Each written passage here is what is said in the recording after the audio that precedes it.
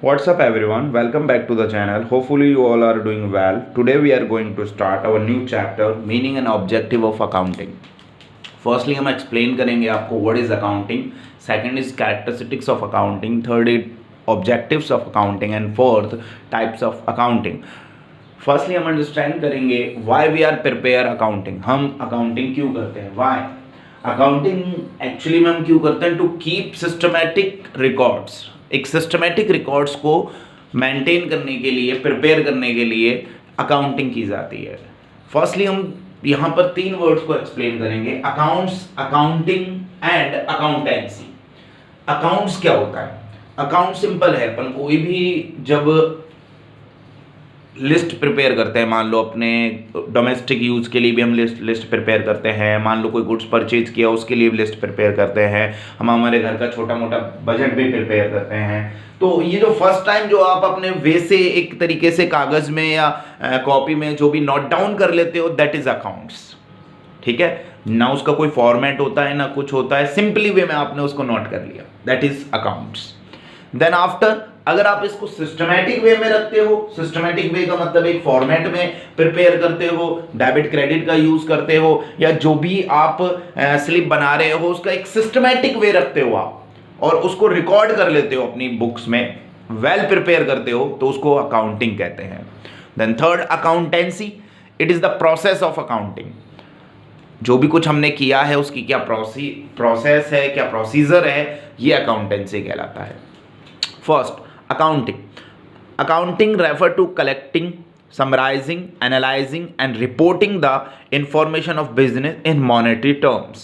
Accounting refer क्या है, collect करना डाटाज को, समराइजिंग करना डाटाज को. समराइजिंग करने का मतलब है कि trading, P&L, balance sheet, trial balance prepare करना, मतलब एक्सपेंसेस, लॉसेस, परचेज, सेल्स, इनको क्या करना, इनको फॉर्मेट में अकाउंट्स में शो करना और उसकी हेल्प से P&L को कैलकुलेट करना, प्रॉफिट एंड लॉस कैलकुलेट करना, दैट इज कॉल्ड समराइजिंग.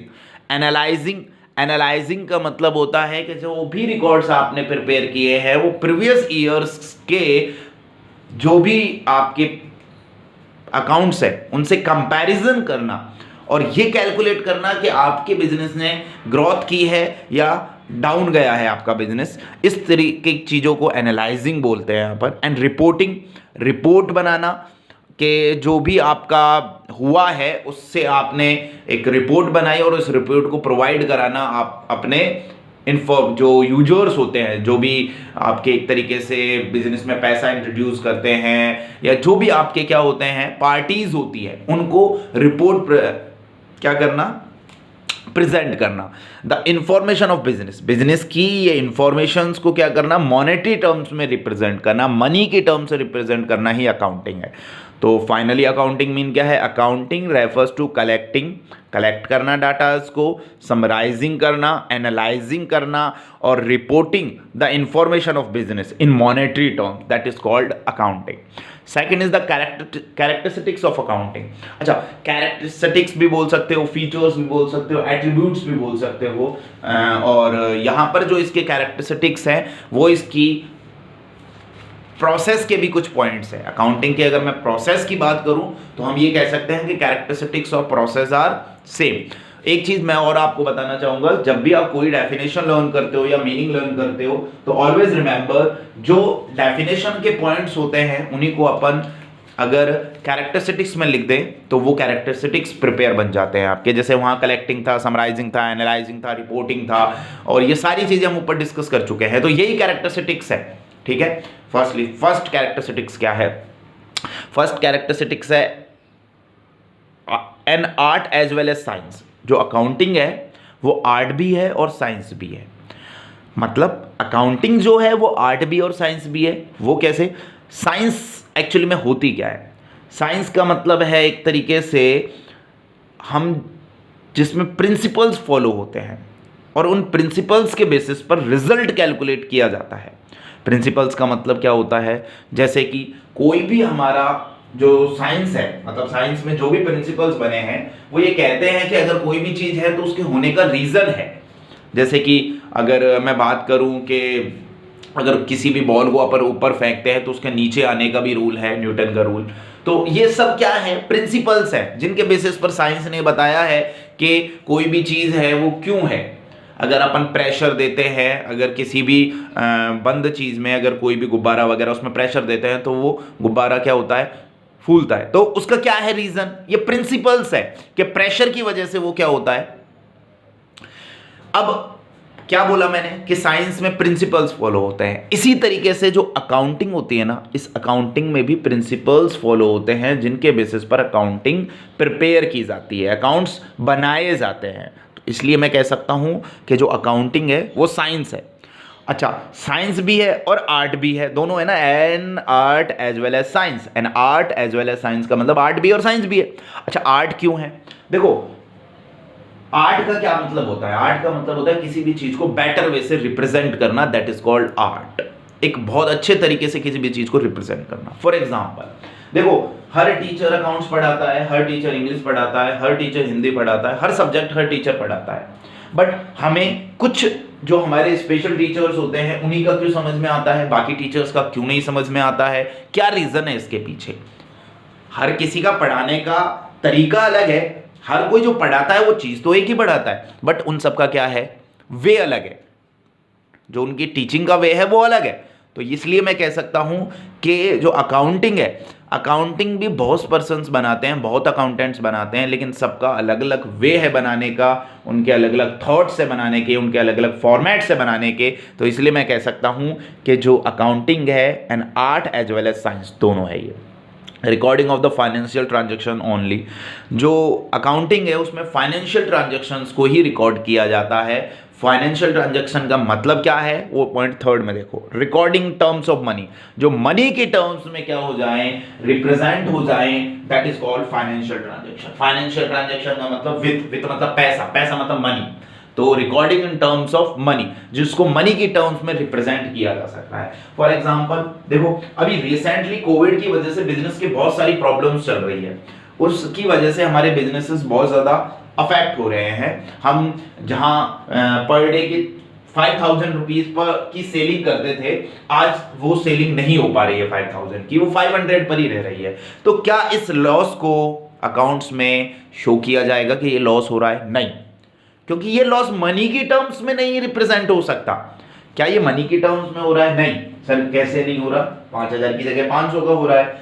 हाँ, लेकिन हो रहा है, लेकिन ये तो सिचुएशन है, एक्चुअली में तो ये लॉस नहीं है, आपके पास वो मटेरियल तो रखा है ना, आप उसको बाद में सोल्ड कर सकते हो। तो कहने का मतलब इस टाइप के जो ट्रांजैक्शंस होते हैं ना, इनको मनी की टर्म्स में रिप्रेजेंट नहीं कर सकते। अब इसी के बेस पर मान लो, अजम्पशन करो, एक एग्जांपल है, आपके गोडाउन में आग लग गई और आपका 10 लाख का माल जल गया, तो इसको आप मनी की टर्म्स में रिप्रेजेंट कर सकते हो। बट जो मैंने आपको अभी बताया, इस टाइप के ट्रांजैक्शंस को आप मनी की टर्म्स में रिप्रेजेंट नहीं कर सकते। एक एग्जांपल और ले लो, एम्प्लॉइज है, एम्प्लॉइज वर्क करते हैं, हार्ड वर्क करते हैं, बहुत अच्छा वर्क करते हैं, पूरी रेस्पॉन्सिबिलिटी से वर्क करते हैं, क्या इसको मनी की टर्म्स में रिप्रेजेंट कर सकते हो? नहीं, वर्क को मनी की टर्म्स में रिप्रेजेंट नहीं कर सकते। चलो एक और एग्जांपल लेता हूं मैं, आपके पेरेंट्स आपको 1000 रुपए का प्यार करते हैं। सर ये क्या क्वेश्चन है, ये क्या मतलब है कि 1000 रुपए का प्यार करते हैं? प्यार क्या 1000 रुपए में होता है? नहीं। तो recording in terms of money, क्या ये मनी की टर्म्स से रिकॉर्ड हो सकता है क्या? क्या आपके पापा आपको 1000 रुपए का प्यार करते हैं, 2000 रुपए का गुस्सा करते हैं, क्या इसको मनी की टर्म्स में आप रिप्रेजेंट कर सकते हो? Not possible. तो मेरा कहने का सिंपल मीन है कि इसको अकाउंट्स नहीं बना सकते हम इस टाइप के ट्रांजैक्शंस की, क्योंकि ये मनी की टर्म्स में रिप्रेजेंट नहीं होता है। तो कैरेक्टरिस्टिक्स ऑफ अकाउंटिंग कहता है कि हम recording in terms of money, हम इनको क्या किस में रिकॉर्ड्स करते हैं, अकाउंट्स को मनी की टर्म्स में ही रिप्रेजेंट करते हैं, और अगर वो मनी की टर्म्स में नहीं है तो वो रिकॉर्ड नहीं हो सकता है।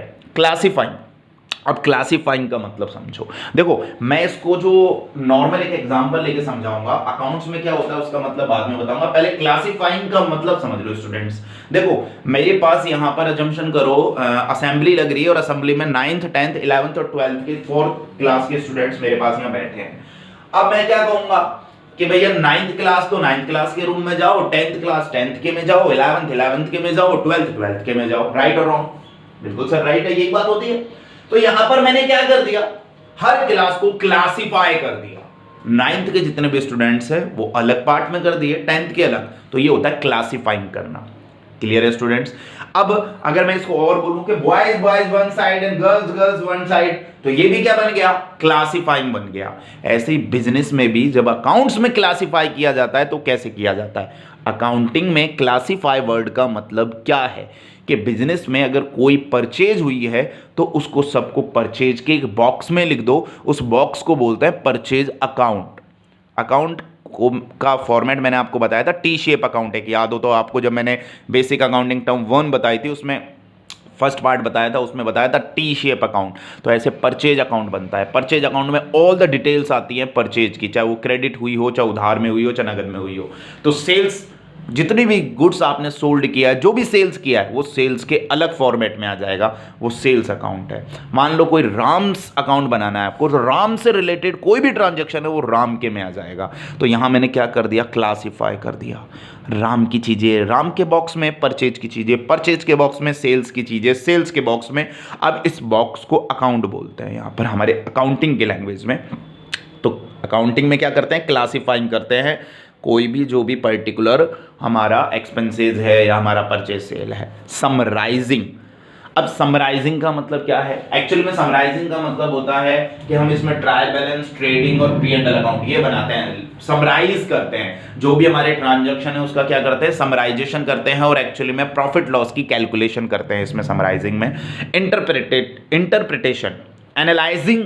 इंटरप्रिटेशन का मतलब क्या होता है? एनालाइजिंग या इंटरप्रिटेशन दोनों एक ही जैसी चीजें होती हैं।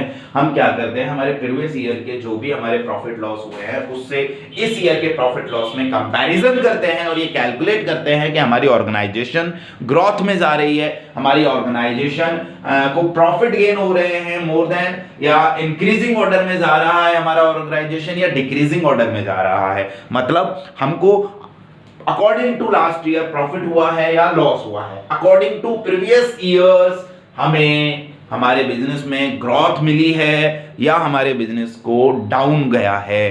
तो ये इंटरप्रिटेशन होता है, एनालाइजिंग होता है। और लास्ट हमारा टॉपिक है कम्युनिकेशन। कम्युनिकेशन का मतलब क्या होता है कि जो भी हमारे रिकॉर्ड्स बने हैं उनको कम्युनिकेट करना। कम्युनिकेट करने का मतलब हमारी पार्टीज को ये इंफॉर्मेशन प्रोवाइड कराना कि हमारे बिजनेस में हमने जो अकाउंट्स बनाए हैं उनका ये वे है और ये वो अकाउंट्स है। अब आप देखिए और वो पार्टीज फिर देखती हैं कि हम इस बिजनेस में इन्वेस्ट करना है या नहीं करना है, इनको उधार देना है या नहीं देना है। तो कम्युनिकेशन का मतलब है कम्युनिकेट करना वेरियस पार्टीज से अकाउंटिंग जो प्रिपेयर की है उसके अकॉर्डिंग।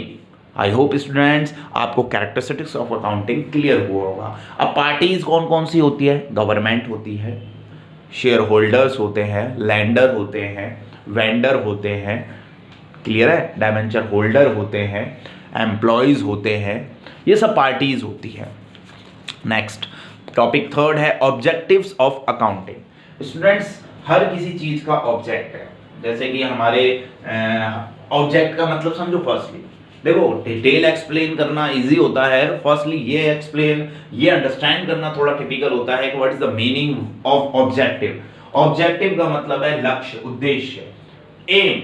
अकाउंटिंग का एम क्या है? अकाउंटिंग का एम क्या है? Why are doing accounting? हम क्यों कर रहे हैं अकाउंटिंग? ऑब्जेक्ट क्या है उसका? What is the objectives of accounting?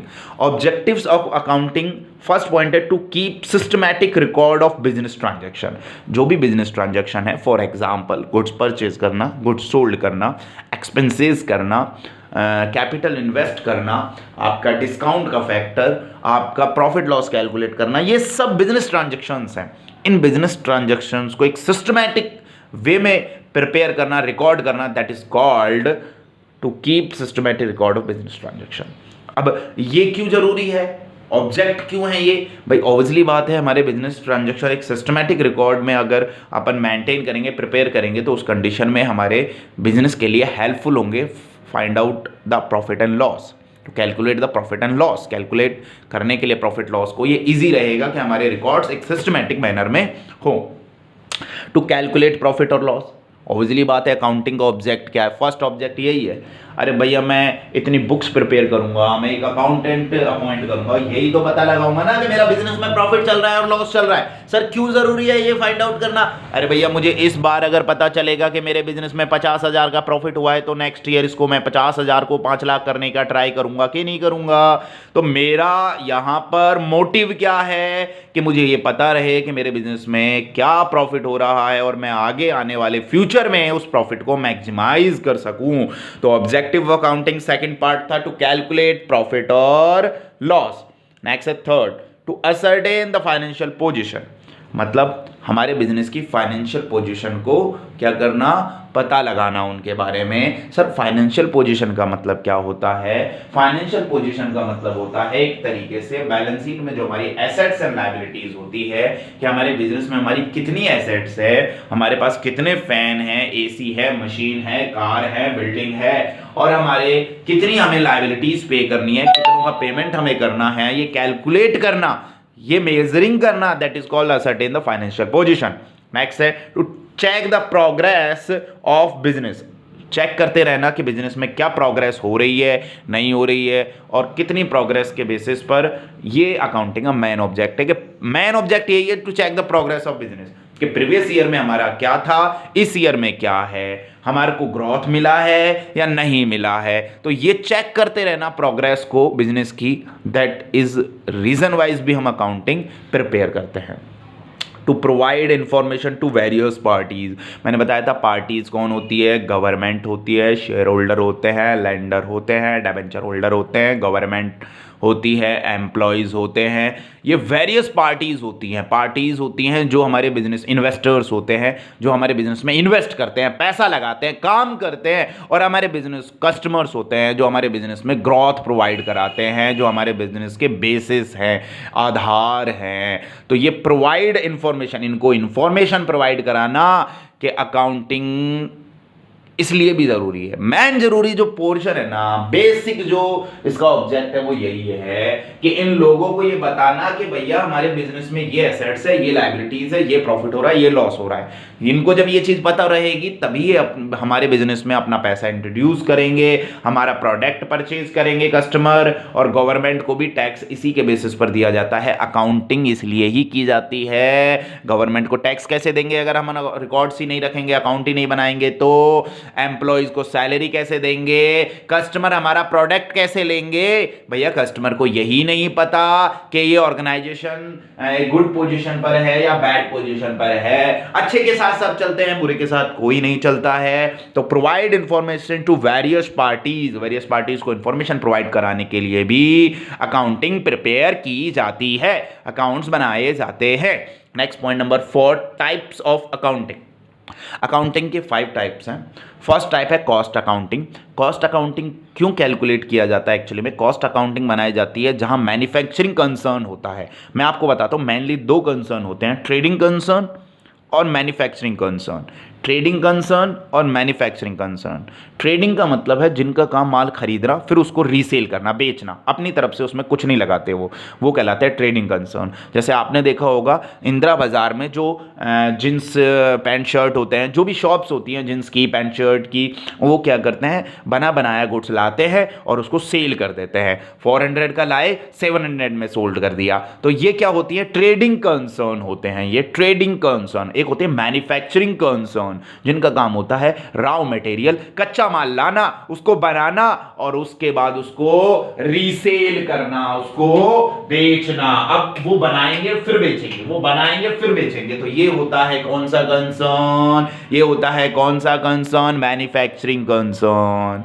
इसमें कौन कौन से आते हैं आप इसमें एग्जाम्पल के बेसिस पर ले सकते हो। आटा मिल होती है, वो क्या करते हैं, गेहूं परचेज करते हैं, व्हीट परचेज करते हैं और उसको पीसते हैं, पीसने के बाद उसको फिर मार्केट में पैकेट्स के रूप में सोल्ड करते हैं। तो ये कहलाती है क्या? Manufacturing concern. तो कॉस्ट अकाउंटिंग जो रखी जाती है वो मेनली मैन्युफैक्चरिंग कंसर्न में रखी जाती है, क्योंकि हमें वहाँ पर कॉस्ट कैलकुलेट करनी होती है, कॉस्ट पर यूनिट कैलकुलेट करनी होती है। और हमें ये कैलकुलेट करनी होती है, वो क्यों कैलकुलेट करनी होती है? हमारा ऑब्जेक्ट होता है कि जो हमारी कॉस्टिंग है, हमारी कॉस्ट है, वो कम से कम आए। किसी भी प्रोडक्ट की कॉस्ट कम आएगी और अच्छी क्वालिटी का प्रोडक्ट होगा तो वो ज़्यादा रीसेल होगा। अजम्पशन करो कि कोई मटेरियल, कोई भी मान लो अजम्पशन करो कोई चॉकलेट है और अच्छी क्वालिटी की है, एक चॉकलेट 100 ग्राम, जो वेट बता रहा हूं मैं, 100 ग्राम 100 रुपीज की है, और उसी क्वालिटी की चॉकलेट वही टेस्ट के साथ आपको चॉकलेट अगर 50 रुपीज में मिल रही है इसी कंपनी की, तो क्या आप वो 50 वाली परचेज करोगे या 100 वाली परचेज करोगे? ऑब्वियसली बात है, same quantity, same quality, same packet, same company और 50 रुपीज में मिल रहा है, तो why we are not purchased?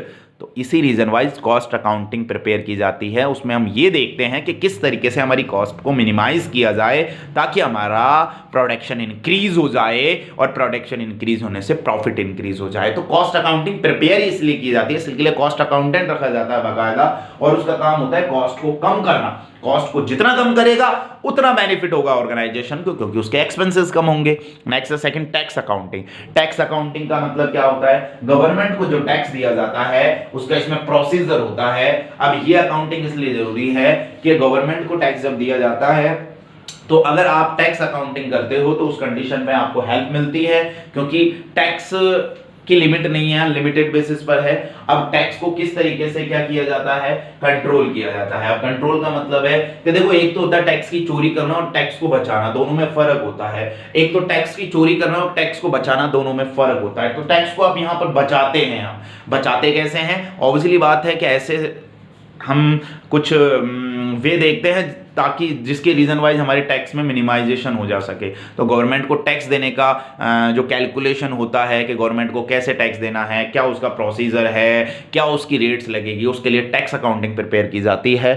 Third है फाइनेंशियल अकाउंटिंग। फाइनेंशियल अकाउंटिंग में फाइनेंस से रिलेटेड सारा काम किया जाता है, जो अकाउंट्स प्रिपेयर किए जाते हैं और फाइनेंस की पूरी इंफॉर्मेशन यहां पर होती है। फाइनेंशियल अकाउंटिंग हमारे मेनली 11th क्लास में हम पढ़ेंगे। इसमें ट्रेडिंग, P&L, बैलेंस शीट हम पढ़ते हैं। बाकी अकाउंटिंग हमारे सिलेबस में 11th में नहीं है, आगे चल आने वाली क्लासेस में जब कॉमर्स में आप पढ़ोगे वहां ये मिलेंगी। फाइनेंशियल अकाउंटिंग का मतलब क्या हो गया?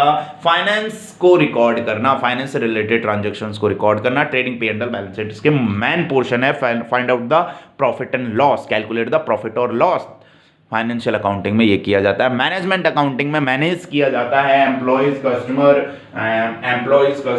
ऑनर, इन सब में कोरिलेशन बनाया जाता है। मैनेजमेंट अकाउंटिंग का काम होता है कि बिजनेस को मैनेज करना और बिजनेस में आने वाली प्रॉब्लम्स के अकॉर्डिंग उसको प्रॉब्लम्स को सॉल्व करने का काम मैनेजमेंट अकाउंटिंग में होता है। इसमें जो हायर लेवल के एम्प्लॉइज होते हैं या ऑनर होते हैं, एक तरीके से उनको मीडियम लेवल और लोअर लेवल से क्या करा जाता है? कोरिलेशन, कोऑर्डिनेशन बनाना होता है। मैनेजमेंट अकाउंटिंग का मेन ऑब्जेक्ट जो होता है वो कंट्रोलिंग करना होता है एक तरीके से मैनेजमेंट में, और मैनेजमेंट में ऐसी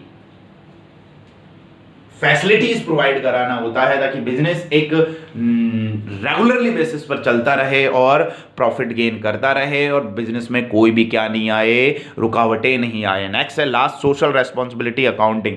सोशल रेस्पॉन्सिबिलिटी अकाउंटिंग का मतलब सिंपल सा है कि कोई भी ऑर्गेनाइजेशन अगर कोई वर्क कर रही है तो उसको सोशल रेस्पॉन्सिबिलिटी को भी फॉलो करना चाहिए। ऐसी कोई भी चीज हमारे बिजनेस में हम यूज नहीं करें जिसके रीजन वाइज हमारे कस्टमर्स को नुकसान हो। कस्टमर्स हमारा मेन बेस होता है, तो कस्टमर के लिए भी हमारी कुछ रेस्पॉन्सिबिलिटीज बनती है जिन्हें हमें फॉलो करना होता है। मतलब अगर कोई भी आप अगर प्रोडक्ट बना रहे हो या अकाउंटिंग आप बना रहे हो तो उसका जो पर्पस है, उसका जो मेन ऑब्जेक्ट है वो सोशल बेसिस पर रखा जाएगा कि मतलब जो आपका समाज है उसको ध्यान में रखते हुए ऐसे प्रोडक्ट्स बनाने हैं और उनके बेसिस पर वर्क करना है। और अकाउंट्स बनाते समय ये भी देखते रहना है कि लोगों को वो जो भी हम मटेरियल प्रोवाइड कराएं या हम जो भी एक तरीके से अकाउंट्स बनाएं वो लोगों तक आराम से पहुंच सके और उनको भी उनकी इंफॉर्मेशन प्रोवाइड हो सके कि ऑर्गेनाइजेशन में किस तरह की रेस्पॉन्सिबिलिटीज हैं।